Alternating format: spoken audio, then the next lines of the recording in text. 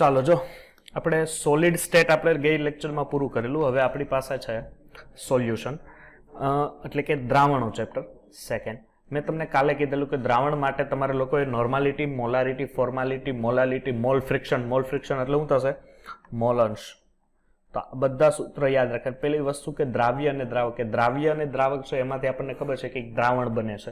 દ્રાવ્ય હંમેશા ઓછું પ્રમાણ હશે, દ્રાવક હંમેશા વધુ પ્રમાણ હશે. કે દ્રાવણમાં રહેલા દ્રાવ્યના જે કણો છે એનો વ્યાસ કેટલો હોય? 10⁻9 મીટર. 10⁻9 મીટર. જો નેનોમીટરમાં ફેરવી તો 1 નેનોમીટર ને એની એંગસ્ટ્રોમમાં ફેરવો તો 10 એંગસ્ટ્રોમ જેટલો થશે. ચાલો, નોર્માલિટી એટલે શું થાય કે વજન. હવે અહીંયા આ કદ કેમાં હશે? લીટરમાં હશે કે એમએલમાં હશે? એમએલમાં હશે. જો આ કદ લીટરમાં હોય તો ઉપર 1000 ન હોય. સમજ પડશે? જો આ કદ લીટર હોય તો ઉપર 1000 ના હોય. પછી મોલારિટી એટલે શું થાય કે દ્રાવ્યનું વજન ગુણ્યા મોલેક્યુલર વેઇટ ગુણ્યા દ્રાવણનું કદ. પછી ફોર્માલિટી હોય તો આ સૂત્ર ભાર કહેવાય. એમએફ એટલે શું કહેવાશે? સૂત્ર ભાર. અને મોલાલિટી હોય એટલે દ્રાવ્યનું મોલેક્યુલર વેઇટ અને અહીંયા થશે દ્રાવકનું વજન. ઓકે, પણ કેનું? દ્રાવકનું વજન થશે. ખાસ યાદ રાખો. મોલ અંશ એટલે ઘટકના મોલના છેદમાં કુલ મોલ. પછી છે આપણી પાસે વેઇટ બાય વેઇટ એટલે દ્રાવ્યનું વજન ગુણ્યા 100 છેદમાં દ્રાવણનું વજન. Percentage weight by volume 100 into weight upon volume. બરોબર છે? દ્રાવણનું કદ. આ થશે દ્રાવણનું કદ ગુણ્યા દ્રાવ્યનું વજન. ચાલો, પછી વોલ્યુમ બાય વોલ્યુમ છે એટલે દ્રાવણનું કદના છેદમાં દ્રાવ્યનું કદના છેદમાં દ્રાવણનું કદ. ચાલો, પીપીએમ છે એટલે પાર્ટ્સ પર મિલિયન. પાર્ટ્સ પર મિલિયન એટલે શું થશે? પાર્ટ્સ પર મિલિયન એટલે આપણે એમ કહી શકીએ 10 લાખનો એક ભાગ. ઓકે, 10 લાખનો એક ભાગ એટલે મિલિયન એટલે 10 લાખ થાય. એટલે 10 લાખમાંનો એક ભાગ એને જેને પાર્ટ્સ પર મિલિયન કહેવાય છે. અને આ છે પાર્ટ્સ પર પીપીબી એટલે થાય પાર્ટ્સ પર બિલિયન. બિલિયન એટલે કેટલું થાય? 100 કરોડ. બરોબર છે? એટલે એમાંથી આપણે લેશું. ચાલો, જો અહીંયાથી દ્રાવ્યનું દળ ગુણ્યા 10⁶ છેદમાં દ્રાવણનું કુલ દળ. દ્રાવ્યનું દળ ગુણ્યા 10⁹ અને દ્રાવણનું કુલ દળ. એટલે પીપીએમ અને પીપીબીમાં ધ્યાન આપજો. ચલો, આ એન શું છે? કોઈને આઈડિયા છે આ સૂત્રમાં? ચલો, એન શું છે? એની આઈડિયા? મોલ. યસ. શું શું શું કયો ફટાફટ. કોણ બોલ્યું? દર્શના. શું છે બેટા? એન ને શું કહેવાય? કોઈને આવડે છે? દીપ, ઘનશ્યામ, સુરભી? મોલ. યસ. આ સ્મોલ એન ને મોલ નહીં કહેવાય આમાં. ચલો ફટાફટ. આને સંયોજકતા કહેવાય? Yes, very good. સંયોજકતા કહેવાય. શું કહેવાય? સંયોજકતા. દાખલા તરીકે જો હું તમને ઉદાહરણ આપું કે એક H2SO4 છે. શું છે? H2SO4. એની મોલારિટી 2 મોલારિટી છે. કેટલી છે? કારણ કે કેપિટલ એમ એટલે મોલારિટી થાય અને સ્મોલ એમ એટલે મોલાલિટી થાય. એટલે ખાસ યાદ રાખજો એની મોલારિટી. હવે તમને એમ કે H2SO4 ની નોર્માલિટી કેટલી થાય? તો પહેલા H2SO4 ની સંયોજકતા શોધવી પડે. સંયોજકતા શું થાય? 2H+ અને પ્લસ SO4 - 2. આની અંદરથી કેટલા H+ છૂટા પડ્યા? 2 H+ છૂટા પડ્યા એટલે સંયોજકતા એની કેટલી થઈ? 2. એટલે 2 ગુણ્યા 2 એટલે એની નોર્માલિટી કેટલી થાય? 4 નોર્મલ. ઓકે, હવે તમને લોકોને દીકરા એસિડિકતા અને બેઝિકતા આવડે છે? એસિડિકતા કોને કહેવાય? બેઝિકતાથી ઉપરથી તુલ્યભાર ગોતતા આવડે? નહીં? કાંઈ નહીં. ચાલો, ટેન્શન ન લ્યો. અહીંયા જુઓ. પછી આ છે ફોર્માલિટી મેળવી. હમણાં તમને કહું ફોર્માલિટી મેળવવી તો ફોર્માલિટી એટલે સંયોજકતા ગુણ્યા મોલારિટી. પછી એન એ જ પ્રમાણે એનને કરતા બનાવો તો આ એન શું છે? મોલ છે. એટલે ખાસ અહીંયા ધ્યાન રાખજો. જો અહીંયા ભેગું ન થાય. બરોબર છે? અહીંયા કદાચ આ લખવામાં પ્રિન્ટિંગમાં અહીંયા પુલ હશે. આ મોલ એટલે ઘટક શું થાય? મોલ એટલે વજનના છેદમાં આણ્વીય દળ. આ છે વજનના છેદમાં આણ્વીય દળ. પછી શું છે?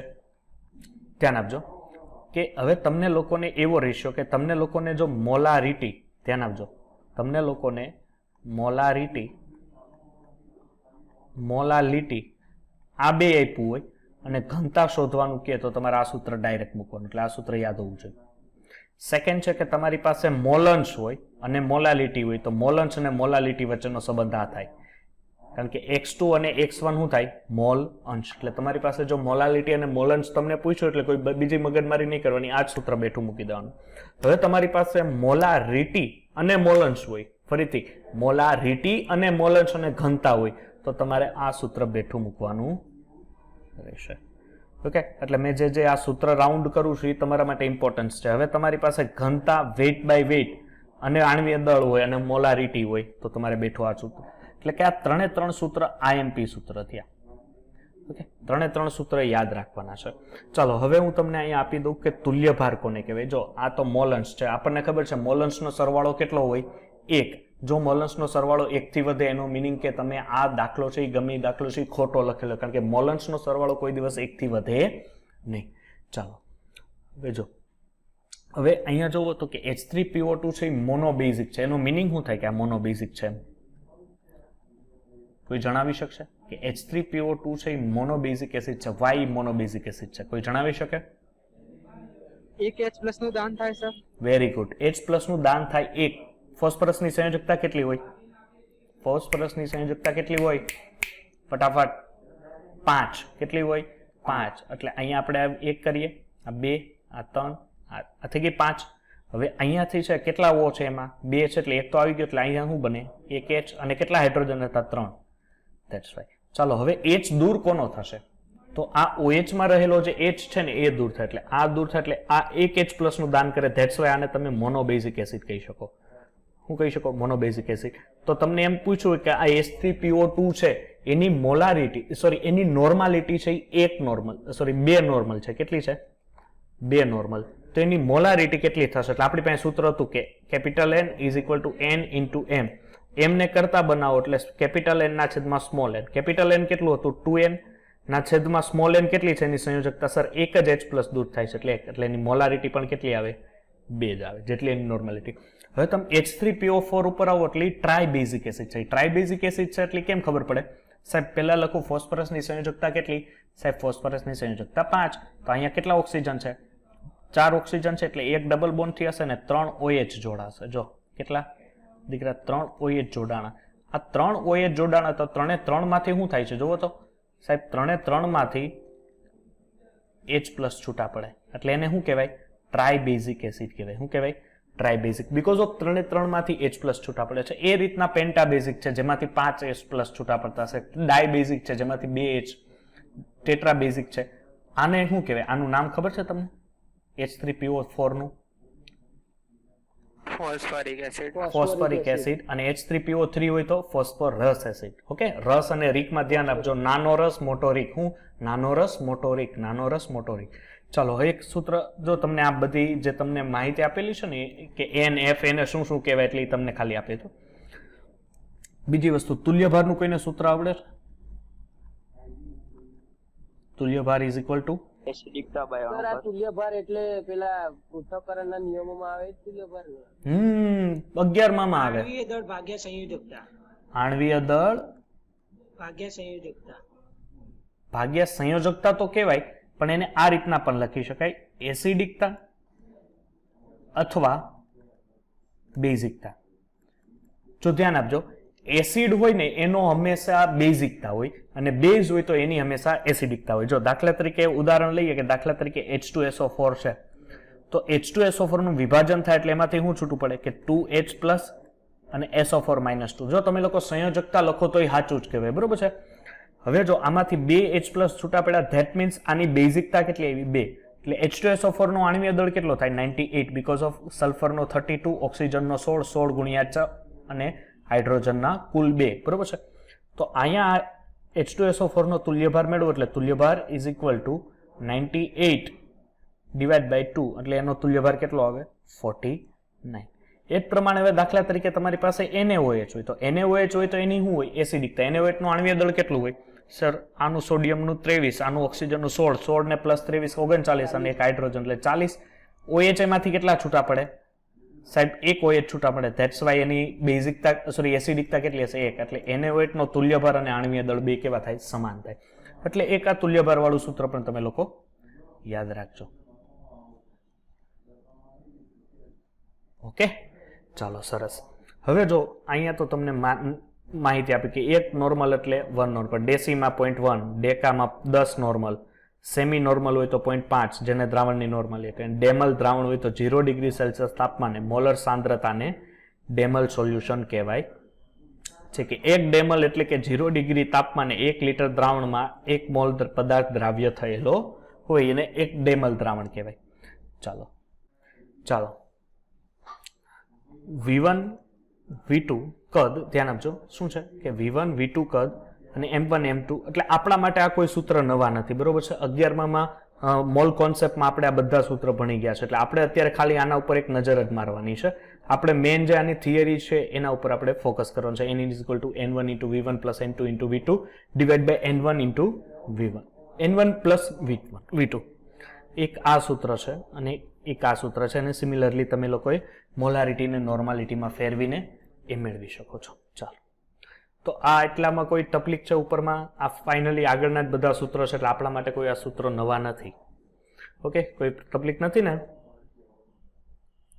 ચાલો, યસ બોલો. યસ બોલો. ફોર્માલિટી ને નોર્માલિટી નો એકમ શું છે? જો નોર્માલિટીનું એકમ જોઈ લઈ, એક જ મિનિટ. જો નોર્માલિટી છે, નોર્માલિટીનું સૂત્ર શું થાય? દ્રાવ્યનું વજન ગુણ્યા 1000 / આણ્વીય દળ એટલે મોલેક્યુલર વેટ કદ. એટલે હવે આ શું છે જોવો તો, વજન અને આણ્વીય દળ શું છે? વજનના છેદમાં આણ્વીય દળ એટલે શું થાય? મોલ. તો મોલ અહીંયા લખી નાખું મોલ, અને અહીંયા શું છે? કદ એટલે લીટર, તો એનું શું થાય? Litre inverse. સમજ પડી કે ન પડી? Mall into litre inverse. હા. ચાલો, હજી એક જો અહીંયા સૂત્ર લખી નાખું કે મોલારિટીનું એક સૂત્ર આ થાય, મોલારિટી = શું થાય? મોલના છેદમાં લીટર. શું થાય?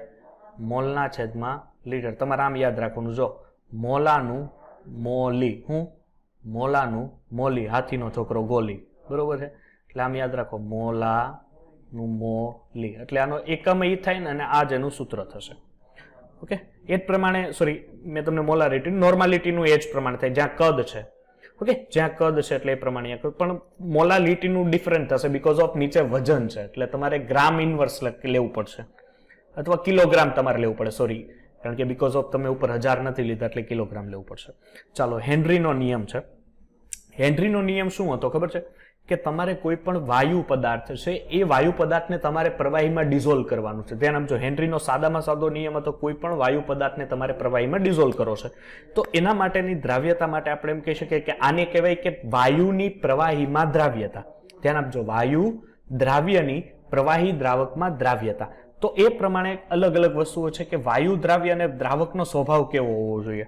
તો તમારી પાસે પેલા જે વાયુ છે એ વાયુ બધા કેવા છે? અધ્રુવ્ય છે. જે પાણીમાં દ્રાવ્યતા ઓછી છે, પરંતુ ઇથાઇલ આલ્કોહોલમાં કેવી છે? વધારે છે. આવું કેમ? મને કોઈ સમજાવશે કે H2O2 N2 છે અધ્રુવ્ય વાયુ છે, એની પાણીમાં દ્રાવ્યતા ઓછી છે, જ્યારે ઇથાઇલ આલ્કોહોલમાં વધારે છે. તો અહીંયા એક સિમિલર વસ્તુ શું થાય કે આપણને ખબર છે કે આલ્કોહોલની સાપેક્ષમાં પાણી વધુ ધ્રુવ્ય છે. એટલે H2O2 ને N2 કેવા હતા? અધ્રુવ્ય. એટલે બીકોઝ ઓફ એ કેવા સંયોજન સાથે દ્રાવ્યતા દર્શાવે કે જે અધ્રુવ્ય હોય. એટલે ઇથાઇલ આલ્કોહોલ છે એને આપણે એક સમયે અધ્રુવ્ય દ્રાવક તરીકે પણ ઓળખી શકીએ. બીજું છે કે એના ઉપર પરિબળ છે, એક છે તાપમાન. કે તાપમાન તમે જેમ વધારો એમ વાયુની દ્રાવ્યતા શું થાય? ઘટે. કઈ રીતે? દાખલા તરીકે તમે સોડા લ્યો છો, સોડાની અંદર શું હોય? સર, પાણી અને CO2 હોય. તો જેવી તમે સોડાને ગરમ કરો એટલે એમાંથી, એટલે મીન્સ કે ઠંડુ હોય, ઠંડી જ્યારે સોડા હોય, એટલે મીન્સ કે જેવું તમે મારે ટેમ્પરેચર 25 ડિગ્રી સેલ્સિયસે મૂકો, તો 25 ડિગ્રી સેલ્સિયસે મૂકતાની સાથે જ શું થાય કે સાહેબ એમાંથી તાપમાન વધ્યું, તાપમાન એટલે બધો ગેસ નીકળી જાય. બધો ગેસ નીકળી જાય એટલે ઓબ્વિયસલી સર એ સોડામાંથી ગેસીસ દૂર થઈ ગયા. સેકન્ડ, કે દબાણ આપો ત્યારે દ્રાવ્યતા વધે. તમને લોકોને જો મેં આગળ પણ કીધેલું કે હું હેનરીના નિયમમાં તમને સમજાવીશ કે તમે એક કોઈ ગેસ, પેલી જે રોડ સાઈડ ઉપર સોડા ભરે છે એમાં એ લોકો ખબર છે પેલા મશીન દ્વારા જે ગેસ છે એ પાણીમાં દ્રાવ્ય કરે છે. એટલે તમે જોજો પૂરા પ્રેશરથી મશીન, પેલી જે બોટલ હશે ને એ પૂરા પ્રેશરથી શું થશે કે એમાં એ દ્રાવ્ય કરશે. ઓકે, એટલે આ રીતના તમે જો પ્રેશર આપો તો વાયુની જે પ્રવાહીમાં દ્રાવ્યતા છે એ થોડી થોડી શું થતી જાય છે? વધતી જાય છે. ઓકે, ચલો, હેનરીનો નિયમ આ જ હતો કે અચળ તાપમાને વાયુની પ્રવાહીમાં દ્રાવ્યતા એ વાયુના દબાણના કેવા હોય છે? સમપ્રમાણ. દાખલા તરીકે અહીંયા એક બોટલ લઉં છું, આવડી મોટી તો ન હોય કારણ કે મારું પેઇન્ટિંગ છે ને બહુ જોરદાર છે. ચાલો, આ એક બોટલ છે. આ બોટલની અંદર હું કરું છું કે કોઈ આ એક પ્રવાહી છે. શું છે? આ એક પ્રવાહી છે. એની અંદર હું વાયુ, આ વાયુ છે અને આ પ્રવાહી છે. ઓકે, એટલે આની અંદર હું દ્રાવ્ય કરું છું. હું દ્રાવ્ય કેમ કરી શકું? જેમ હું દબાણ વધારતો જઈશ ને એમ વધારે ને વધારે વાયુ દ્રાવ્ય થાય. ત્યારે ફરીથી ધ્યાન આપજો, જેમ જેમ હું દબાણ વધારતો જઈશ એમ વાયુ છે એ વધારે ને વધારે દ્રાવ્ય થાય. તો આ વાયુ તમે જે દ્રાવ્ય કર્યો છે એ કેટલો દ્રાવ્ય કર્યો છે એ ડિપેન્ડન્ટ એના મોલન્સ, કે વાયુના કેટલા મોલન્સ તમે દ્રાવ્ય કરવા માંગો છો એ ડિપેન્ડન્ટ કે તમે એને કેટલું દબાણ આપો છો. જેમ તમે પ્રેશર વધારે આપશો એમ વાયુના મોલન્સ છે એ વધારે દ્રાવ્ય થશે. એમ વાયુના મોલન્સ એ વધારે દ્રાવ્ય થશે. એટલે અહીંથી એક વસ્તુ થાય કે P proportional to X, કે જેમ તમે પ્રેશર આપો એમ મોલન્સ વધારે. હવે જો X ને કાઢો એટલે નવો અચળાંક મળે, કારણ કે આ હેનરી આપેલો એટલે નવો અચળાંક હેનરી અચળાંક, જેનો એકમ છે એકમ બાર પર વાતાવરણ. બાર અથવા વાતાવરણ તમે લઈ શકો. હવે 1 બાર એટલે 1 વાતાવરણ, 1 વાતાવરણ એટલે 760 મિલીમીટર ઓફ મર્ક્યુરી, અથવા એને 760 ટોર પણ તમે કહી શકો. એટલે કેચનું મૂલ્ય જેમ વધે તેમ વાયુની પ્રવાહીમાં દ્રાવ્યતા કેવી થતી જશે? ઓછી થતી જશે. તાપમાન વધતા કેચ છે એ વધે, આથી વાયુની પ્રવાહીમાં દ્રાવ્યતા શું થતી જાય છે? ઘટે છે. કે સિમિલર સર, આ KH અને X તો સિમિલર છે બીકોઝ ઓફ, કારણ કે તાપમાન વધતા KH વધે, એટલે આપણને ખબર છે કે તાપમાન વધે તો દ્રાવ્યતા ઘટે. ઓકે, એટલે એ રીતના આપણે એને સમજવું પડશે. ચાલો, હવે છે આપણી પાસે હેનરીના નિયમની ઉપયોગિતા અને મર્યાદા. પેલા અહીંયા આપણે મર્યાદાઓ જોઈએ. ચાલો, મર્યાદાઓ શું છે કે ઊંચા તાપમાને અને નીચા દબાણે જે વાયુ આદર્શ વર્તણૂક હોય તે જ આ માટે લાગુ. ધ્યાન આપજો, કયા? કે ઊંચા તાપમાને અને નીચા દબાણે જે આદર્શ વર્તણૂક ધરાવતા હોય, ઓકે, એ જ વાયુઓ આના માટે લાગુ પડે છે. બીજી વસ્તુ કે તમારી પાસે વાયુ એવો હોવો જોઈએ કે જેનું સુયોજન કે વિયોજન ન થવું જોઈએ. સુયોજન કે વિયોજન ન થવું જોઈએ. એનો મિનિંગ શું થશે? દાખલા તરીકે તમે O2 લ્યો તો O2 ની પોતે રિએક્શન થઈને બીજા O2 સાથે રિએક્શન કરીને વધારે O2 ન બનાવવો જોઈએ. બીજી કે O2 ના 2 ભાગ થાય એટલે કે 2 ઓક્સિજન નવજાત ઓક્સિજન ન બનવા જોઈએ. એટલે ધ્યાન રાખજો કે તમે વાયુ એવો લઈ શકો કે જેનું સુયોજન એટલે ભેગા અથવા વિયોજન એટલે અલગ પણ થવા જોઈએ નહીં. બીજી વસ્તુ કે દ્રાવક સાથે આંતરક્રિયા કરવા જોઈએ નહીં. કોની સાથે? દ્રાવક સાથે આંતરક્રિયા કરવા જોઈએ નહીં. ઘણીવાર શું થાય ખબર છે? મેં તમને આગળ ઉદાહરણ આપ્યું હશે કે આ જે વાયુઓ છે ને, દાખલા તરીકે આપણે સોડાનું ઉદાહરણ લઈએ કે હવે તમે CO2 છે એને તમે પાણીમાં ડિઝોલ્વ કરો. ધ્યાન આપજો, અહીંયા આપણે વાત થાય છે પાણીમાં એને દ્રાવ્ય કરવાની, નહીં પાણી સાથે એની પ્રક્રિયા કરવાની. એટલે એ ભેજામાંથી અત્યારે સુધી હોય કે તમે દ્રાવ્ય કર્યો, એ પ્રક્રિયા થઈ તો એ ખોટું છે. તમે એને એમાં ડિઝોલ્વ કરો છો. ડિઝોલ્વ કરો છો એનો મિનિંગ કે તમે જ્યારે ચાહો ત્યારે વાયુને અહીંયાથી દૂર કરી શકો. ઓકે, પેલી વસ્તુ. બીજી વસ્તુ કે એની મર્યાદા શું છે કે તમે દ્રાવ્ય કરેલો વાયુ એમાં એની સાથે રિએક્શન ના આપવો જોઈએ. જો અત્યારે ઘણા શું છે કે એટલા થર્ડ ક્લાસ તમને ક્વોલિટીમાં આપવામાં આવે છે કોલ્ડ ડ્રિંક્સ કે તમે રોડ સાઈડ પર, કે ઓલવેઝ CO2 એવો યુઝ કરે છે કે જે એની સાથે ડિઝોલેશન થઈ જાય છે, એની સાથે એની દ્રાવ્યતા વધે છે. ઓકે, એટલે આ દ્રાવ્યતા વધવાને કારણે H2CO3 એટલે અહીંયા હાઇડ્રો એટલે કે મીન્સ કે કાર્બોનિક એસિડ બનાવે છે. શું બનાવે છે? Carbonic acid. તો આ કાર્બોનિક એસિડ જે એ લોકો સંયોજનો બનાવે છે, એટલે આ કાર્બોનિક એસિડને કારણે આપણે શું કહી શકીએ કે આ તો સાહેબ એસિડ છે. એટલે આવી જે પ્રકારના કોલ્ડ ડ્રિંક્સ છે, આ પ્રકારના જે કોલ્ડ ડ્રિંક્સ છે ને એની અંદર જો તમે લોકો ભૂરું લિટમસ પેપર નાખશો એટલે તરત જ તમને લાલ લિટમસ પેપર તરીકે આપશે. એટલે આપણને ખબર પડી જાય કે આ તો એસિડ થયું. તો આવું પણ થવું જોઈએ નહીં. બીજી વસ્તુ કે આ પ્રક્રિયાનો ઉપયોગ ક્યાં ક્યાં થાય? જો ઠંડા પીણાં, મેં અત્યાર સુધી સોડા વોટર, બિયર, શેમ્પેન, CO2 વાયુ બધામાં ઉપયોગ થાય છે. ત્યાં ખાસ કરીને કે આ છે ને જે આ પ્રક્રિયા, એ ફેફસામાં રહેલા જે વાયુ O2 વાયુ છે એને હિમોગ્લોબિન સાથે પ્રક્રિયા કરે છે. આપણને ખબર છે કે જે ફેફસામાં રહેલો O2 છે એ શું કરે? હૃદય દ્વારા એ જે લોહીમાં ભળે, એટલે મીન્સ કે લોહી આપણું લિક્વિડ થયું, પ્રવાહી થયું. એટલે એની અંદર O2 વાયુ છે, O2 ને વાયુને શું કરવાના છે? એમને દ્રાવ્ય કરવાના છે. બીજી વસ્તુ કે જે મરજીવાઓ ડૂબકી મારે સમુદ્રમાં, એની અંદર જે પ્રમાણ હોય, એટલે એની અંદર ખાસ યાદ રાખજો કે એની અંદર 98% હિલિયમ હોય, પ્લસ એની અંદર 2% O2 હોય, એટલે 2% O2 હોય. સાથે સાથે આ પેલા મિશ્રણ ભરવામાં આવતું, પણ હાલના સમયમાં હિલિયમ વાયુ છે એ ખૂબ જ એ પ્રકારનો થશે એટલે એની જગ્યાએ શું કરે વધારે સારા અહીંયા હું લખી નાખું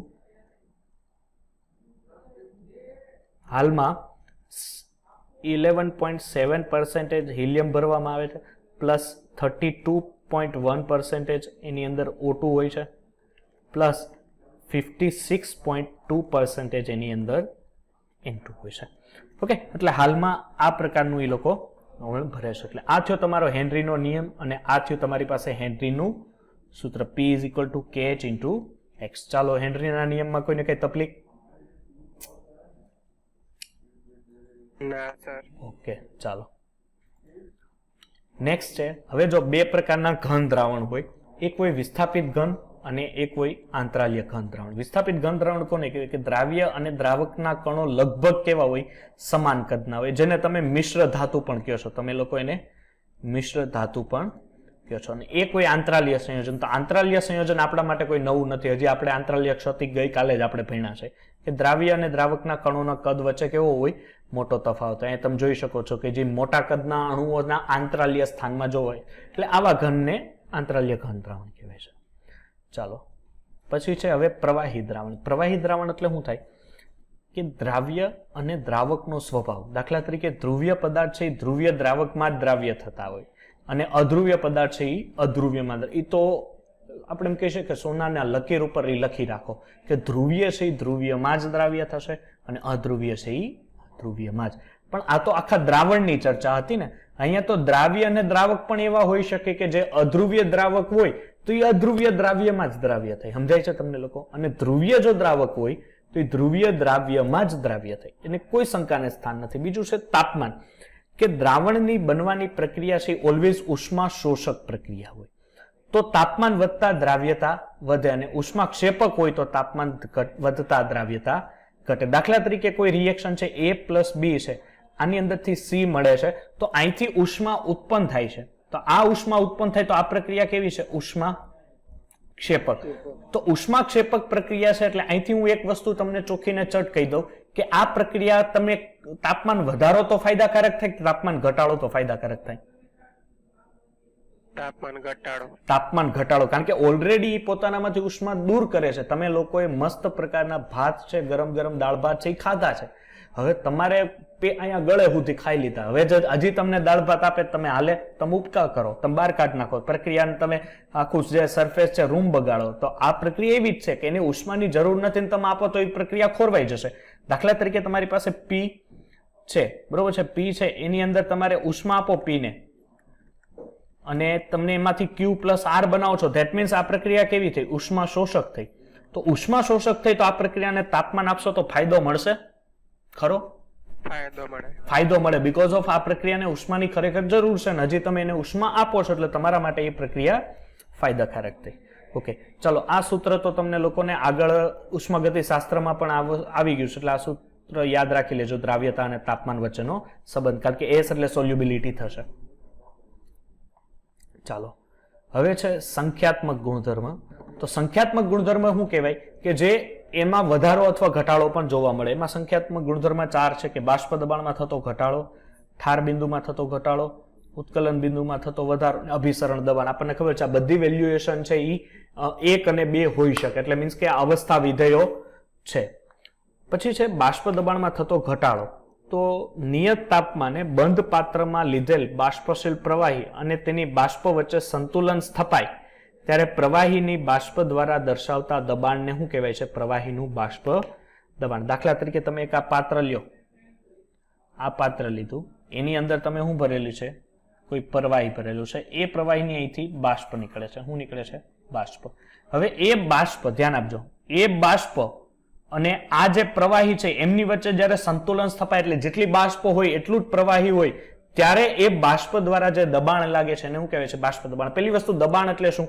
કે દાખલા તરીકે આ તમારી પાસે કોઈ સરફેસ છે એના ઉપર હું કોઈ લંબ રૂપે બળ લગાવું છું બરોબર છે આ કોઈ લંબ રૂપે બળ લાગ્યું છે તો આ બળ લંબ રૂપે લાગેલું બળને તમે દબાણ કહો પણ અહીંયા શું છે કે આ જે સરફેસ છે આ સરફેસ ઉપર જ્યારે અહીંયા શું થાય કે આ સરફેસ ઉપર જ્યારે આ વાયુ પાછા આવે એટલે આ દેખાય છે આ સરફેસ ઉપર જ્યારે પાછું દબાણ લગાડે પણ એ દબાણ કોના દ્વારા લાગ્યું સર એ બાષ્પશીલ પ્રવાહીની બાષ્પ દ્વારા દબાણ લાગ્યું અને બાષ્પ દ્વારા જ્યારે દબાણ લાગે ત્યારે એને તમે લોકો બાષ્પ દબાણ તરીકે ઓળખો છો. ધ્યાન આપજો.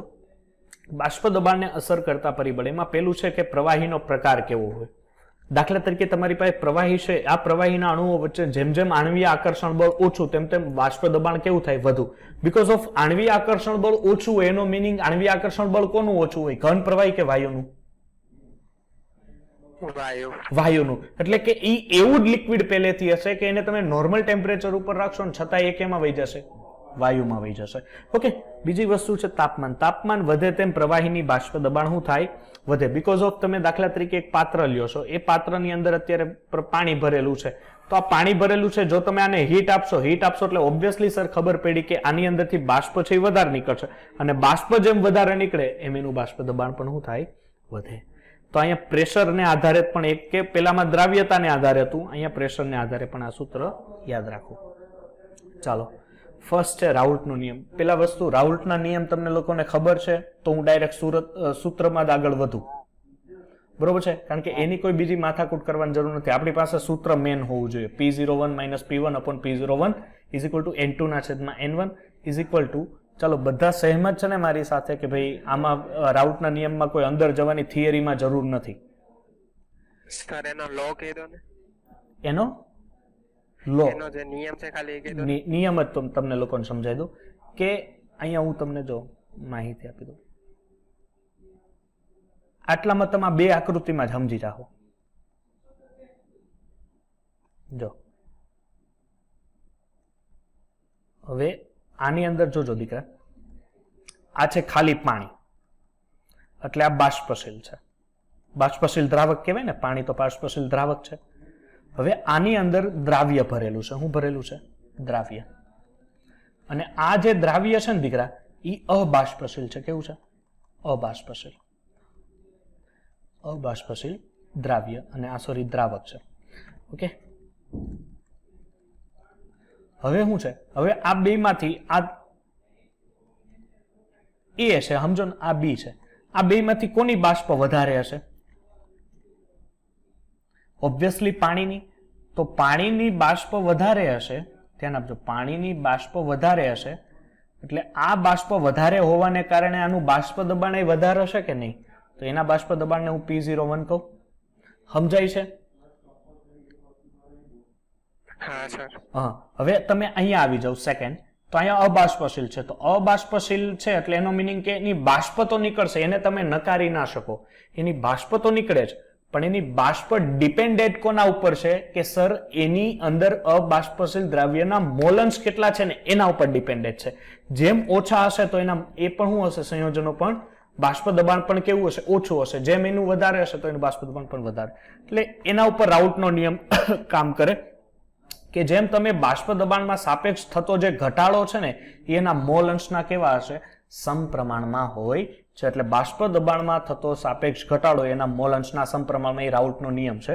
અને એનું આ તમને લોકોને સૂત્ર છે P01 - P0 લખી નાખો એટલે ચાલે, અથવા 1 લખી નાખો તો પણ ચાલે. એટલે કે P01 - P1 upon P01 = N2/N1 W2 × M1 upon W1 × M2.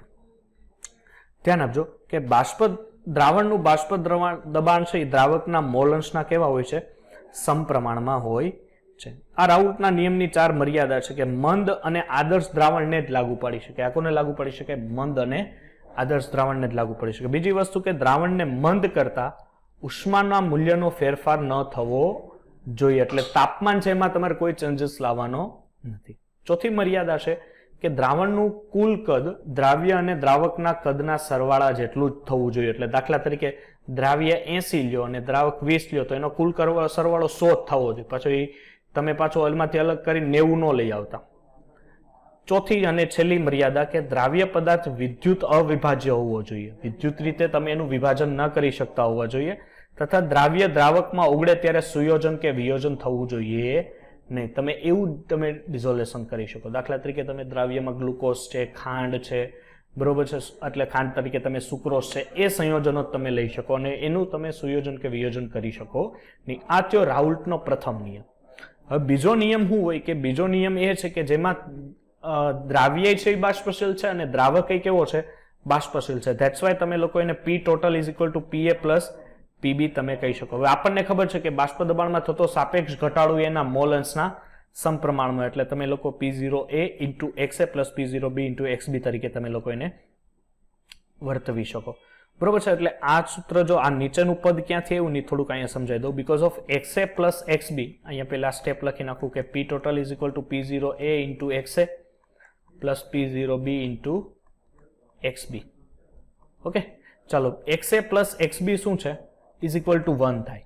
તો હું XB ને જો કરતા બનાવું તો શું થાય 1 માઇનસ XA. એટલે અહીંયા XB ની જગ્યાએ શું લખવાનું 1 માઇનસ XA.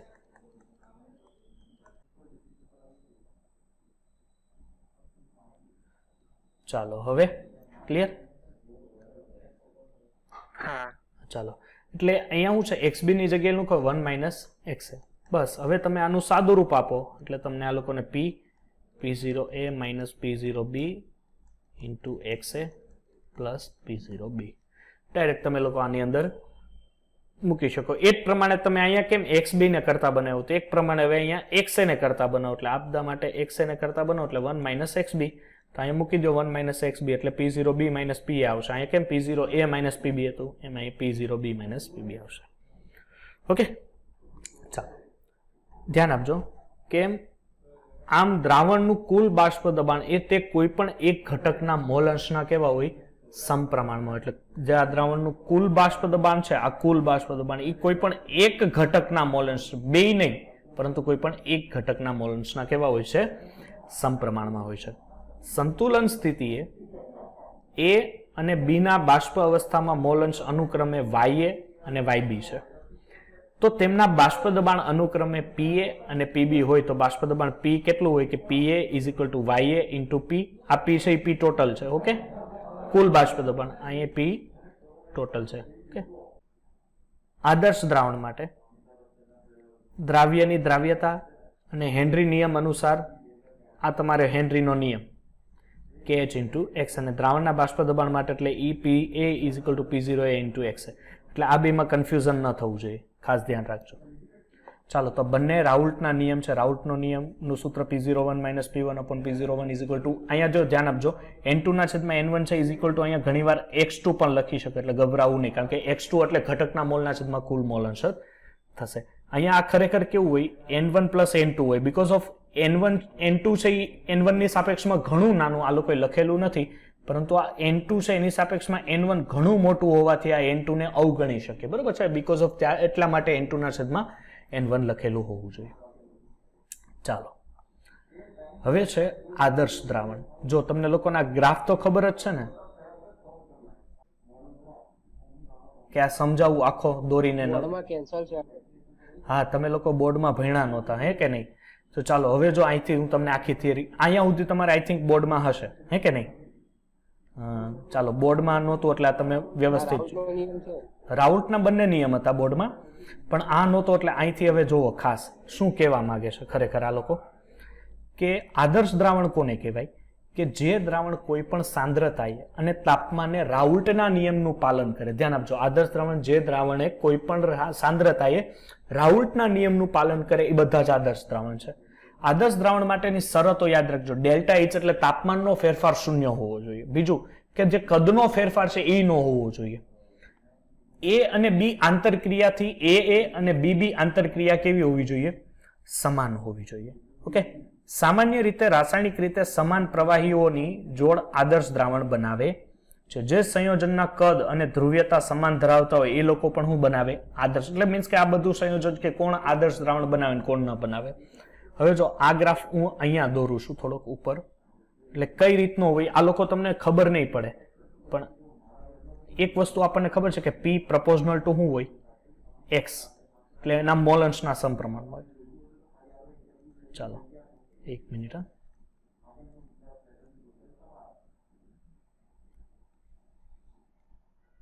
ચાલો, અહીંયા એક યાદ રાખો કે અહીંયા સૌથી વધારે દબાણ છે. સૌથી વધારે દબાણ છે આ XA છે એ અહીંથી ચાલુ કરવાનું છે. ધ્યાન આપજો, XA છે ને, XA અહીંયા PA લખેલું છે એટલે XA અહીંયા શું છે? 0 0 છે એટલે અહીંયા શું હશે? પોઈન્ટ. એક મિનિટ, હું તમને લોકોને અહીંયા થોડીક હિન્ટ આપું. હવે પી એ સૌથી વધારે ક્યારે હોય? પી એ છે એ સૌથી વધારે ક્યારે હોય કે જ્યારે એક્સ એ છે એ સૌથી વધારે હોય તો સમજણ પડે છે બીકોઝ ઓફ બે સમપ્રમાણમાં છે. એટલે દબાણ સૌથી વધારે ક્યારે હોય કે જ્યારે એના મોલ અંશ એ સૌથી વધારે હોય ત્યારે. દાખલા તરીકે અહીંયા મોલ અંશ છે એ આના 1 છે, આના મોલ અંશ 1 છે, તો અહીંયા કેટલા હશે? 0.8. અહીંયા કેટલા હશે? 0.6. અહીંયા કેમ હશે? 0.4. અને અહીંયા કેટલા હશે? 0.2. અને અહીંયા કેટલા હશે? 0.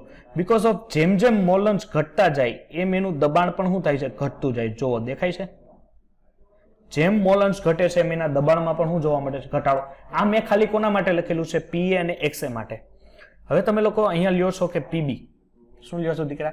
પીબી. તો બીકોઝ ઓફ પીબી પણ એક્સબી ના તો સમપ્રમાણમાં જ થશે. એટલે આપણે શું કહી શકીએ? એક્સબી સૌથી વધારે ત્યારે થાય જ્યારે પીબી પણ સૌથી વધારે હોય. પણ અહીંયા એક વસ્તુ નોટિસ કરજો કે પી એની સાપેક્ષમાં છે ને પીબી છે એ વધારે બાષ્પશીલ છે, એટલે એનો ગ્રાફ થોડોક અહીંયા મળશે ને એ ગ્રાફ અહીંયા આપણે લઈએ અહીંયા, તો અહીંયા પીબી છે તો અહીંથી આપણે એક્સબી ચાલુ કરવું પડશે ને, તો એક્સબી ના મોલ અહીંયા 1 હશે, કારણ કે મોલ અંશ સૌથી વધારે કેટલો હોઈ શકે? 1 થી મોલ અંશ વધે નહીં. તો અહીંયા તમે જુઓ તો અહીંયા ધીરે ધીરે અહીંયા ઘટશે 0.2, 0.8, 0.6, 0.4, 0.2 એન્ડ 0. એટલે જુઓ જેમ જેમ મોલ અંશ અહીંયા ઘટતા જાય, મોલ અંશ ઘટતા જાય એમ દબાણ પણ એનું ઘટતું જાય. એટલે 1 પોઈન્ટ ઉપર એ ગ્રાફ અહીંયા આવીને ચોટશે. એટલે આ બે વચ્ચેનું જે અંતર છે, આ બે વચ્ચેના અંતરને કહેવાય પી total. P total is equal two PA plus PB. Okay, એને શું કહેવાય છે? પીએ પ્લસ પીબી. એટલે આ આદર્શ દ્રાવણની જોડ છે. આદર્શ દ્રાવણની જોડમાં એક ઓલવેઝ વધુ બાષ્પશીલ હોય ને એક ઓલવેઝ ઓછો બાષ્પશીલ હોય. બાષ્પશીલ તો બંને હોય પણ એક વધારે હોય અને એક કેવો હોય? ઓછો હોય. તો ચાલો આ ગ્રાફમાં ન સમજ પડે એવું કઈ છે કે આ ગ્રાફ કેમ આવ્યો? આ લોકો શું કરે છે? ખરેખર બે ગ્રાફને ભેગા કરેલા છે, પીએ અને એક્સએ ને અને પીબી અને એક્સબી ના બંને ગ્રાફને ભેગા કરેલ છે. ચાલો આમાં કોઈ ડાઉટ અહીંયા સુધીમાં? ન સમજ? ઓકે, ચાલો. તો અહીંયા જો તમને મિશ્રણ આપેલું છે આદર્શ દ્રાવણનું, એક પીએ હશે ને એક પીબી હશે. તો નોર્મલ હેક્ઝેન અને નોર્મલ હેપ્ટેન, પછી છે બેન્ઝીન અને ટોલ્યુઇન. પ્લીઝ એટલે યાદ રાખજો કે આમાં પીએ અને પીબી માં એક વધુ બાષ્પશીલ હશે ને એક ઓછું બાષ્પશીલ હશે. બીકોઝ ઓફ એને જ કારણે તમને આ ચેન્જીસ જોવા મળે. આ જે આ ઢાળ છે ને એને જ કારણે જોવા મળે કે એક વધુ હશે ને એક ઓછું હશે. તો તમને શું દેખાય છે આમાં? કોણ વધુ હશે ને કોણ ઓછું હશે? તો સાહેબ પીએ છે એ ઓછું બાષ્પશીલ છે જ્યારે પીબી વધારે છે, કારણ કે એનો ગ્રાફ અહીંયા થોડોક ઉપર મળે છે. પછી છે ક્લોરોબેન્ઝીન, બ્રોમોબેન્ઝીન. ધ્યાન રાખજો, નીટની એક્ઝામમાં આ પૂછાયેલું હતું. પછી છે ethyl chloride, ethyl bromide, ethylene chloride, ethylene bromide. પછી આલ્કોહોલ અને મિથેનોલ અને ઇથેનોલ, ટીન ક્લોરાઇડ અને કાર્બન ટેટ્રા ક્લોરાઇડ. ધ્યાન આપજો કે આદર્શ દ્રાવણ માટે દ્રાવણનું બાષ્પ દબાણ, ધ્યાન આપજો, આદર્શ દ્રાવણ માટે દ્રાવણનું બાષ્પ દબાણ હંમેશા શુદ્ધ સંયોજનના બાષ્પ દબાણ વચ્ચે જ રહે છે. સામાન્ય રીતે મંદ દ્રાવણો આદર્શ દ્રાવણો તરીકે વધારે વર્તે છે. ચાલો હવે છે બિન આદર્શ દ્રાવણ. તો બિન આદર્શ દ્રાવણ કોને કહેવાય? કે જે રાઉલ્ટના નિયમનું પાલન ન કરે. રાઉલ્ટના નિયમનું પાલન ન કરે એનો મિનિંગ કે એની એન્થાલ્પી છે એ 0 ન હોય. બીજી વસ્તુ કે એના કદ પણ છે એ 0 હોતા નથી. એબી ની આંતરક્રિયા છે એ અને બીબી આંતરક્રિયા પ્રમાણે સમાન હોતી નથી. દાખલા તરીકે ફિનોલ અને એનિલિન, ફિનોલ અને એનિલિન. પછી છે ક્લોરોફોર્મ અને એસિટોન, પાણી અને HCl, પાણી અને HNO3. બરોબર છે? ચાલો જો બે પ્રકારના અહીંયા જો ધ્યાન આપજો, બે પ્રકારના રાઉલ્ટના નિયમો હોય. એમાં એક રાઉલ્ટનો નિયમ હોય ધન વિચલન હોય અને એક રાઉલ્ટનો નિયમ હશે કેવો હશે? ઋણ વિચલન હશે. એટલે છે ને જો તમને લોકોને હવે પેલા અહીંયા ધન વિચલન જોઈ લો. જો ધન વિચલન એટલે શું થશે કે એબી આંતરક્રિયા એ અને બીબી આંતરક્રિયા કરતા કેવી હોય? ઓછી હોય. એટલે એને કારણે શું થશે કે પીએ છે એ તમારો ઓછો થશે. પીએ ઓછો થશે એટલે આ જે તમને પેલો ગ્રાફ હતો કે નહીં, આ ગ્રાફના છે એ ઉપરના ભાગમાં આ વળાંક દેખાય, આ વળાંક ઉપરના ભાગમાં આવે છે. જે લાઈન હોય કે નહીં એ લાઈનના ઉપરના ભાગમાં આ ધન વિચલન છે. એટલે એને કારણે શું થશે કે પીએ છે ઇઝ ઇક્વલ ટુ નહીં થાય. આ સૂત્ર હતું કે PA is equal to P0A into XA. તો આ બેની સાપેક્ષમાં જે તમારો પી છે એ આ બેની સાપેક્ષમાં કેવું હોય? વધારે હોય. વધારે છે એટલે આની સાપેક્ષમાં વધારે છે એટલે ઉપર ધન વિચલન આવશે. એટલે એ જ પ્રમાણે પીબી માટે પણ લાગુ પડે. એટલે P1 અને આ લોકો P1 P2 કીધું છે, અહીંયા P1 અથવા PT પણ તમે કહી શકો બરાબર. અહીં x1 છે એટલે a1 b a b. Okay, એટલે કુલ જે ટોટલ છે એ પણ શું હશે, એટલે પી ટોટલ વાળું જે સૂત્ર હતું પી ટોટલ એ શું હશે, ઇઝ ઇક્વલ ટુ નહીં પણ એનાથી વધારે હશે, એનાથી વધારે. પણ કેમ કે જ્યારે એની આંતરક્રિયા કેવી હોય, ઓછી હોય, એટલે તમારો ડેલ્ટા એચ અને ડેલ્ટા વી પણ કેવો થશે, પોઝિટિવ. તો આ કઈ કઈ પરિસ્થિતિમાં બની શકે, જ્યારે વોટર અને ઇથેનોલ મિથેનોલ હોય, સાયક્લોહેક્ઝેન હોય, બેન્ઝીન હોય, મિથેનોલ હોય, ઇથેનોલ પ્લસ એસિડ, એટલે આ ઘણા ઉદાહરણો છે. આ બધામાં આ વસ્તુઓ સક્રિય થઈ શકે. જ્યારે અહીંયા શું છે કે ઋણ ક્યારે બને કે જ્યારે એબી આંતરક્રિયા એ અને બીબી આંતરક્રિયા કરતા કેવી વધારે પ્રબળ હોય, એટલે એને કારણે શું થાય કે સંકોચાય એટલે એનું જે કુલ દબાણ છે એ કેવું થઈ જાય, ઓછું થઈ જાય. જો અહીંયા કેમ વધારે હતું એમ ઓછું થઈ જાય, અને ઓછું થઈ જાય એટલે એને શું કહેવાય, ઋણ વિચલન. તો આ ઋણ વિચલન ક્યારે આપે સાહેબ, તો એ આ રીતના ઋણ વિચલન આપે.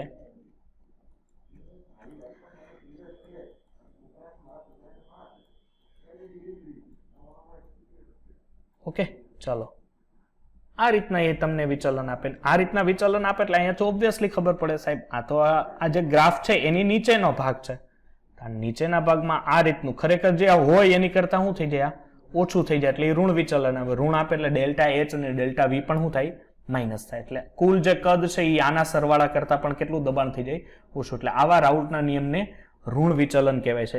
એના પણ તમને લોકોને અહીંયા ઉદાહરણો આપેલા છે. ચાલો, કોઈ ડાઉટ આમાં, બિન આદર્શ દ્રાવણમાં ધન વિચલન કેમ આવે, ઋણ વિચલન કેમ આવે એમાં?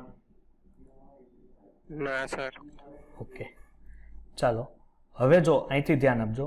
અને આ લગભગ 2018 કે 19ની એક્ઝામમાં નીટમાં આ પ્રશ્ન એઝિયોટ્રોપિક મિશ્રણ આવી ગયું. હવે એઝિયોટ્રોપિક મિશ્રણ કહેવાય કોને, અથવા અચળ ઉત્કલન મિશ્રણ કહેવાય એને, કે બે કે તેથી વધારે ઘટકોનું મિશ્રણ કે જેમાં મિશ્રણના ઘટકો શુદ્ધ સંયોજન જેમ કે એક જ તાપમાને ઉત્કલન અને નિસ્યંદન પામે છે અને તેના સંઘટનમાં ફેરફાર ન થાય તેને એઝિયોટ્રોપિક મિશ્રણ કહેવાશે. એટલે એઝિયોટ્રોપિક મિશ્રણ શું થશે ફરીથી, કે એવું ઘટક છે કે જેનું ઉત્કલન અને નિસ્યંદન પામે એક જ સમયે એક જ તાપમાને, અને એનું તમે જો સંઘટન કરાવો, સંઘટન એટલે એનું તમે જો ભેગું કરાવો, તો આ મિશ્રણને કહેવાય એઝિયોટ્રોપિક મિશ્રણ. તો બિન આદર્શ દ્રાવણો જ એઝિયોટ્રોપિક મિશ્રણ બનાવે. આદર્શ દ્રાવણો છે એઝિયોટ્રોપિક મિશ્રણ આપતા નથી. પહેલી વસ્તુ કે આદર્શ દ્રાવણ કોને કહેવાય, કે જે રાઉલ્ટના નિયમનું પાલન કરે, અને બિન આદર્શ દ્રાવણ કે જે રાઉલ્ટના નિયમનું પાલન ન કરે. આદર્શ દ્રાવણ કે જેમાં ડેલ્ટા એચ 0, ડેલ્ટા વી 0, અને બિન આદર્શ દ્રાવણ કે જેમાં delta H does not equal to 0 અને delta V does not equal to 0. Okay, ચાલો, બે પ્રકારના હોય. એમાં હોય એક હોય લઘુત્તમ ઉત્કલન બિંદુ એઝિયોટ્રોપિક મિશ્રણ અને એક હોય મહત્તમ એઝિયોટ્રોપિક મિશ્રણ. એમાં લઘુત્તમ એઝિયોટ્રોપિક મિશ્રણમાં તમે જુઓ કે ધન વિચલન દર્શાવતા બિન આદર્શ દ્રાવણો બને. કયું? તો ધન વિચલન. ધન વિચલન છે તમારી પાસે સાહેબ, અહીંયા રહ્યું, હમણાં આપણે જોયું. ઓકે, ચાલો અહીંયા આપણી પાસે છે. હવે અહીંયા તમે જુઓ ધન વિચલન છે એટલે ઉપરના ભાગમાં છે સાહેબ. તો આવા એઝિયોટ્રોપિકનું ઉત્કલન બિંદુ મિશ્રણના કોઈ પણ પ્રવાહી કરતા કેવું હોય છે, ઓછું. દાખલા તરીકે તમારી પાસે કોમ્પોનન્ટ્સ છે કે એ અને બી આ મિશ્રણ છે. દાખલા તરીકે આને તમે પી એ કહી શકો, આને પીબી. C2H5OH એટલે ઇથાઇલ આલ્કોહોલ એમાં કેટલો છે 95.57%, અને H2O કેટલો છે 4.43%. હવે આનું બોઇલિંગ પોઈન્ટ તમે જોવો તો આટલું છે, આનું બોઇલિંગ પોઈન્ટ આટલું છે, એટલે કુલ જો એઝિયોટ્રોપિક છે એ કેટલું છે 351.15. ઓકે, એટલે બેનું મિશ્રણ છે એ લગભગ સિમિલર જેટલું જ થાય છે બોઇલિંગ પોઈન્ટ. હવે તમે અહીંયા આવો, ઇથાઇલ આલ્કોહોલનું તમે લ્યો, આમાં 6%, પણ ક્લોરોફોર્મ છે એ વધારે લીધું 93.20%. તો બંનેના ટેમ્પરેચર જુઓ અને એઝિયોટ્રોપ જુઓ, એટલે આ ત્રણ મિશ્રણ કેવા થયા, લઘુત્તમ ઉત્કલન બિંદુ. તો આ લઘુત્તમ ઉત્કલન બિંદુ આ બધા કેવા દર્શાવે, ધન વિચલન દર્શાવે છે. શું દર્શાવે છે? ધન વિચલન. દાખલા તરીકે ઇથાઇલ આલ્કોહોલ, હવે પર્સન્ટેજ વધારી દો, સોરી અહીંયા પ્રોપાઇલ આલ્કોહોલ છે, તો પ્રોપાઇલ આલ્કોહોલનું કેટલું થાય 370, અને આનું કેટલું થાય 373. ધ્યાન આપજો, આ ટેમ્પરેચરમાં જે ફેરફાર છે એ ટેમ્પરેચરનો ફેરફાર એ કંઈ મોટો એટલો બધો ટેમ્પરેચરનો ફેરફાર કહી શકાય નહીં. તમે કાર્બન ડાયસલ્ફાઇડ લ્યો અથવા એનહાઇડ્રેટ લ્યો, તો અહીંયા એનહાઇડ્રેટ સંયોજન તરીકે તમે લઈ શકો. ઓકે, ચાલો, એના ટેમ્પરેચરમાં જો કોઈ ફેરફાર લાંબો નથી, એટલે એનું કુલ એઝિયોટ્રોપ 312 છે. એટલે બેની વચ્ચેનું એઝિયોટ્રોપ મિશ્રણ હોય, અને આ એઝિયોટ્રોપ મિશ્રણ છે ઓલવેઝ ધન વિચલન તમને લોકોને આપે. જો તમને અહીંયા ગ્રાફ આપેલો છે આ મૂલ્ય આધારે. ચાલો હવે છે મહત્તમ ઉત્કલન બિંદુ ધરાવતું એઝિયોટ્રોપિક મિશ્રણ. એઝિયોટ્રોપિક એટલે ફરીથી કે બેની વચ્ચેના જે ટેમ્પરેચર છે એમાં લાગુ પડે. મહત્તમ એટલે કે આ દર્શાવશે હું ઋણ વિચલન. ઋણ વિચલન એટલે કે નીચેના ભાગમાં, હું આકૃતિ અહીં દોરતો નથી પણ જો અહીં નીચે તમને ગ્રાફમાં આપેલી છે આકૃતિ કે નીચેના ભાગમાં એઝિયોટ્રોપિક મિશ્રણ દર્શાવે છે. પેલું મિશ્રણ કે H2O પ્લસ HCl 373, આનું હોય HCl H2O નું 373 અને HCl નું 188. એઝિયોટ્રોપિક મિશ્રણ કેટલું છે 300. જે હું આપે છે ઋણ વિચલન આપે. શું આપે છે? ઋણ વિચલન આપે. એટલે કે નીચેના એટલે એનું જે કુલ દબાણ છે એ P0A into XB અને પ્લસ P0B into XB ના સાપેક્ષમાં કુલ દબાણ કેટલું થતું જશે? ઓછું થતું. એટલે કે ઋણ વિચલન દર્શાવતા બિન આદર્શ દ્રાવણો તરીકે તમે એને ઓળખી શકો છો. ઓકે, ચાલો તો આ બંને ત્યાં એઝિયોટ્રોપિક મિશ્રણ તમારા માટે યાદ રાખવાનું થાય કે આ ધન વિચલન છે એના ઉદાહરણો, અને એ જ પ્રમાણે અહીંયા તમારી પાસે જો ઋણ વિચલન હોય તો આ એના ઉદાહરણો. એક હજી તમને આપી દઉં કે ઋણ વિચલન કોણ આપે? કે એસિડ પ્લસ પાણી લ્યો ને તો આ ઋણ વિચલન આપે. ધ્યાન આપજો, MCQ માં પૂછાય તો એસિડ પ્લસ પાણી હોય તો ઋણ વિચલન આપે. અને ટ્રીક જ આપી દઉં છું. અને જો તમારી પાસે અહીંયા હોય કે તમારી પાસે આલ્કોહોલ હોય પ્લસ એની આરે પાણી હોય તો આલ્કોહોલ દેખાય એટલે તમારે સમજવાનું આલ્કોહોલ પાણી, પછી તેની એની ક્લોરોફોર્મ કે બીજા કોઈ પણ આલ્કોહોલ મેન છે. આલ્કોહોલ ને પાણી હોય તો એ ધન વિચલન આપે. તેને ધન એઝિયોટ્રોપિક મિશ્રણ કહેવાય. એને શું કહેવાય? ધન એઝિયોટ્રોપિક મિશ્રણ. અને આ જે સંયોજનો છે એને ઋણ એઝિયોટ્રોપિક મિશ્રણ કહેવાય છે. ચાલો, ઓકે, તો હવે આપણી પાસે જે નવી થિયરી છે એ જોઈએ. હવે બે આપણી પાસે થિયરી રહે છે. એક છે ઉત્કલન બિંદુમાં ઉન્નયન અને ઠાર બિંદુમાં અવનયન. તો અહીંયા હું લખું છું. ચાલો, ઉત્કલન બિંદુમાં ઉન્નયન. હવે ઉત્કલન બિંદુમાં ઉન્નયન એટલે શું? ધ્યાન આપો કે દાખલા તરીકે તમારી પાસે એક પાત્ર છે, આની અંદર તમે પાણી ભરેલું છે. ઓકે, ધ્યાન આપતા જજો. H2O, આની અંદર તમે લોકો પાણી ભર્યું છે. હવે શું કરો છો કે H2O છે એનું ગલન બિંદુ કેટલું હશે? કારણ કે તમારે જોવાનું છે ઉત્કલન બિંદુમાં ઉન્નયન. H2O નું ગલન બિંદુ કેટલું હોય? સાહેબ, H2O નું ગલન બિંદુ હોય 100 ડિગ્રી સેલ્સિયસ. 100 ડિગ્રી સેલ્સિયસ એટલે તમે આપણને કહી શકો 373 કેલ્વિન. તો આ જે એનું ટેમ્પરેચર છે, હવે H2O કોઈ H2O માં બીજું અત્યારે કોઈ પ્રવાહી દ્રવ્ય નથી, ફક્ત ને ફક્ત સાદામાં સાદો H2O છે. તો એના માટેનું એને જે T આપવામાં આવે છે એ તમે આપો T0. હું આપો T0 અને B લખો. હું લખો B એટલે T0B. TB એટલે શું થશે? બોઇલિંગ. B એટલે બોઇલિંગ. હવે જો અહીંયા ધ્યાન આપો, એક પાત્રમાં પાણી લીધું છે, એ પાણી H2O છે, 100 ડિગ્રી સેલ્સિયસ છે, એને તમે ગરમ કરો, એને તમે કેલ્વિનમાં ફેરવો 373 ડિગ્રી સેલ્સિયસ. એને હું આપી દઉં છું અત્યારે T0B. ઓકે, ચાલો આ જ પાત્રને હું આગળ રાખું. એ જ પાત્ર છે, એની અંદર પાણી છે, પણ આની અંદર હું પાણીની સાથે સાથે છે ને દીકરા અત્યારે હું ખાંડ નાખી દઉં. એટલે અહીંયા હવે શું છે મારી પાસે? પાણી પ્લસ ખાંડ. હવે મારે આનું ફરીથી મને કહેજો, તમારે આન્સર આપવાનો છે. આને હવે હું ગરમ કરું તો આની છે એ બાષ્પ 100 ડિગ્રી સેલ્સિયસ નીકળશે? તો તમારી ટેમ્પરેચર વધારે આપવું પડશે કે ઓછું આપવું પડશે 100 કરતા? વધારે. યસ, 100 ડિગ્રી સેલ્સિયસ કરતા વધારે તાપમાન આપવું પડશે. 100 ડિગ્રી સેલ્સિયસ વધારે તાપમાન આપવું પડે એટલે અહીંયા જે T આપવો પડે એ T છે એ TB આપવો પડશે. મારે શું આપવું પડશે? TB આપવું પડશે. એટલે અહીંયા આવે છે તમારી પાસે જે ફેરફાર છે એ અહીંયા જુઓ T ડેલ્ટા TB આવશે. શું આવશે? Delta TB. ડેલ્ટા TB એટલે શું થશે? TB minus T0B. સમજાણું? TB minus T0B. આટલું સમજાણું કે તાપમાનનો ફેરફાર છે. તમારે આજે 100 આપવું પડ્યું તો અહીંયા 100 કરતા વધારે આપવું પડે. એક વસ્તુ કે આ ક્યારે થયું? આવું ક્યારે થયું? આ તાપમાન ક્યારે ફેરફાર થયું? એ ત્યારે ફેરફાર થાય કે અહીંયા મેં જેટલી ખાંડ ઉમેરેલી છે ને એટલા ઉપર. એટલે ઉત્કલન બિંદુમાં ઉન્નયન એટલે વધારો, ઉત્કલન બિંદુમાં વધારો. એ ક્યારે થઈ કે સર મેં આટલા મોલ, આટલી એની મોલલ એ મેં ખાંડ એમાં ઉમેરી ત્યારે મને એ ફેરફાર જોવા મળ્યો ને. તો અહીંયા એક સૂત્ર બને delta TB પ્રપોઝનલ to small m. Small m એટલે શું થાય? મોલાલિટી. મોલાલિટી એટલે હું આની અંદર જેટલા મોલલ ખાંડ ઉમેરીશ ને એમ એનો તાપમાનનો ફેરફાર વધારે આવશે. જો હું સમજાવું કે અહીંયા પહેલા 100 ડિગ્રી હતું, આની અંદર મેં અત્યારે 1 મોલલ ખાંડ ઉમેરી. કેટલી? 1 મોલલ ખાંડ ઉમેરી. તો મારે જે ટેમ્પરેચર આપવું પડ્યું ને ટેમ્પરેચર આપવું પડ્યું હવે 120 ડિગ્રી સેલ્સિયસ. તો અહીંયા ડેલ્ટા ટીબી કેટલો હશે? 20. હવે અહીંયા પાણી છે એ પેલો પ્રયોગ કર્યો ત્યારે, બીજો પ્રયોગ કર્યો ત્યારે પાણી તો 100 ડિગ્રી રહેવાનું, પણ આની અંદર હવે હું ઉમેરું છું 2 મોલલ ખાંડ. કેટલા? 2 મોલલ ખાંડ. તો આનું ટેમ્પરેચર હું હવે 120 જ રહે? 120 રહે નહીં, 140. મીન્સ કે કેટલું છે ઉદાહરણ વધશે. ધેટ મીન્સ ડેલ્ટા ટીબી નો ફેરફાર હવે કેટલો આવ્યો? 40 નો આવ્યો. ધેટ મીન્સ જેમ જેમ હું મોલાલિટી વધારતો જાય છે એમ તાપમાનનો ફેરફાર શું થશે? વધતો જશે. That means delta TB proportional to small M.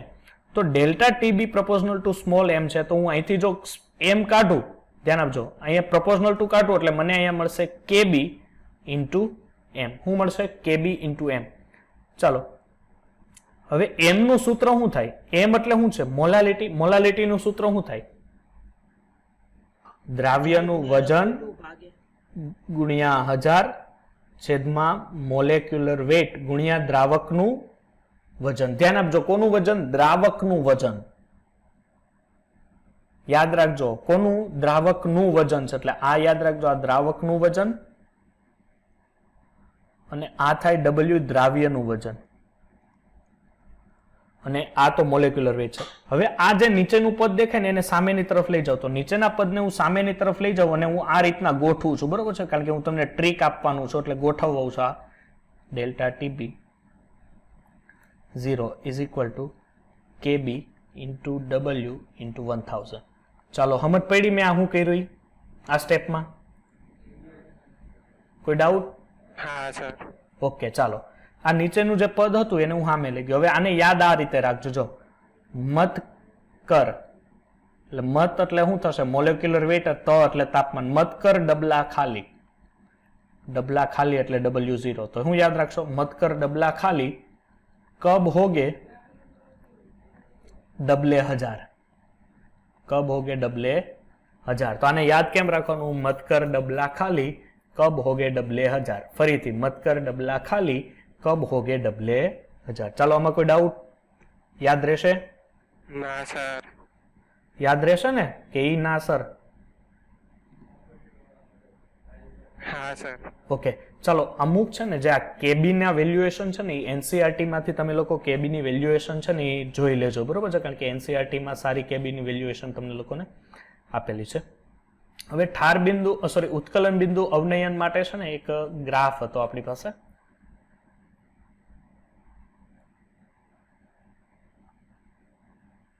A graph આપણે જોઈ લઈએ. જો અહીંયા આ રીતનો ગ્રાફ હતો, દેખાય છે ને? બુકનો છે, એનસીઆરટી માંથી જ મેં લીધેલો છે. કે આ ડેલ્ટા T0B તો ઈ કોનું છે? દ્રાવકનું છે. પછી ટીબી કોનું છે? દ્રાવણ. દ્રાવણ એટલે શું હશે? એમાં દ્રાવક પ્લસ દ્રાવ્ય. એક્ઝામ્પલ તરીકે પાણી પ્લસ ખાંડ. ઓકે, બીજું કોઈ પણ દ્રાવ્ય હોઈ શકે. તો એમની વચ્ચેનો જે તાપમાનનો ફેરફાર છે એ ડેલ્ટા ટીબી, જેમાં ડેલ્ટા ટીબી એટલે શું થાય? કે TB minus delta TB is equal two TB minus T0B. T0B કોને કહેવાય, ટીબી કોને કહેવાય, એ બધું મેં અહીંયા ઉપર માહિતી આપી દીધી છે. ઓકે, આ થયું તમારું છે ઉત્કલન બિંદુમાં ઉન્નયન. તો હવે ઠાર બિંદુમાં અવનયન તમને કઈ તકલીફ પડે કે ન પડે? ચાલો જણાવી દઉં તમને. ઠાર બિંદુમાં અવનયન એટલે શું? જો ઠાર બિંદુમાં સેમ ઉપર જેમ કર્યું હતું ને એમ જ શું કરો? એક પાત્ર લ્યો. ઠાર બિંદુમાં ઘટાડો. હવે એક પાત્ર લ્યો. આ પાત્રની અંદર શું પડ્યું છે? પાણી. હા, પાણીને મારે ઠંડુ કરવું છે તો કેટલા ડિગ્રી સેલ્સિયસ થાય? પાણીને મારે ઠંડુ કરવું છે કેટલા ડિગ્રી?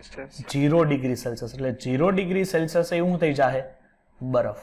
ધેટ મીન્સ આપણે ઠાર બિંદુ અવનયન એટલે શું થાય ખબર? ઘટાડો. ઉન્નયન એટલે વધારો, અવનયન એટલે ઘટાડો. 0 ડિગ્રી સેલ્સિયસ આ છે આની અંદર પાણી. હવે આની અંદર એક મિશ્રણ ભરેલું છે. એ મિશ્રણ ફરીથી એ જ પોઝિશનમાં યાદ રાખો એટલે વધારે યાદ રહેશે. સર મિશ્રણ કોનું છે? આ દ્રાવક છે. હવે પાણી પ્લસ બરફ. તો હવે મને કહો તો કે આ 0 ડિગ્રી સેલ્સિયસ જ આ બે બરફ થઈ જાય? ના સર. તો 0 કરતા ઓછું આપવું પડશે કે વધારે? ઓછું. હા, એટલે તમારે ટેમ્પરેચર 0 ડિગ્રી સેલ્સિયસ કરતા ઓછું આપવું પડશે, એટલે 0 ડિગ્રી સેલ્સિયસ કરતા તાપમાન ઓછું આપવું પડે. અને ઓછું તાપમાન આપવું પડે એનો મિનિંગ કે તમારે ટેમ્પરેચર માઇનસમાં આપવું પડે. કેમાં આપવું પડે? માઇનસ 1 ડિગ્રી 2 ડિગ્રી સેલ્સિયસ આપવું પડે. એટલે આના જે તાપમાન છે એને હું T0 F કહું. ધ્યાન આપજો, F એટલે ફ્રીઝિંગ પોઈન્ટ, F એટલે ફ્રીઝિંગ પોઈન્ટ, અને આને હું કહીશ TF. ધેટ્સ વાય હું અહીંયા જે સૂત્ર બનશે delta TF is equal two શું થશે?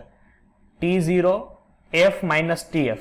સાહેબ તમે ઉપરમાં કેમ એમ લખ્યું હતું TB માઇનસ T0B, આમાં TF? કારણ કે ઓલવેઝ તફાવત હોય ત્યારે મોટું હોય આગળ હોય ને નાનું હોય પાછળ હોય. બરોબર છે? સમજ પડશે? હલો, હા, ચાલો, સરસ. એટલે આનું હવે સેમ સૂત્ર, કોઈ ચેન્જીસ નહીં. TF પ્રપોઝનલ two M.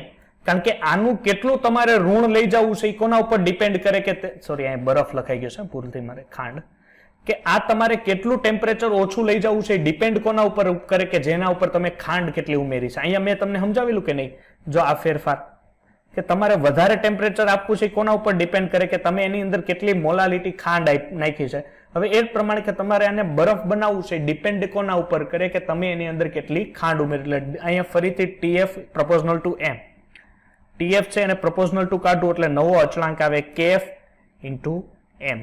તે જ પ્રમાણે TF છે સૂત્ર મૂકો M નું, તો M નું સૂત્ર શું થાય કે દ્રાવ્યનું વજન ગુણ્યા 1000 છેદમાં મોલેક્યુલર વેટ ગુણ્યા દ્રાવકનું કદ. આ બાજુ લઈ આવો તો થશે દ્રાવકનું કદ into delta TF into molecular weight into KF into W into 1000. અહીંયા એ જ સૂત્ર લાગે ફરીથી કે મત કર ડબલા ખાલી. આ બે મેં આગળ પાછળ લઈ લીધું, બરોબર? સમજાઈ જશે. અહીંયા તમે લઈ લો કે અહીંયા મત કર ડબલા ખાલી કબ હોગે ડબલે 1000. એટલે બે માટે સૂત્ર તો સિમિલર લાગે. ઉપર લખેલું છે, નીચે તમારી જાતે પછી તમે લોકો લખી નાખજો.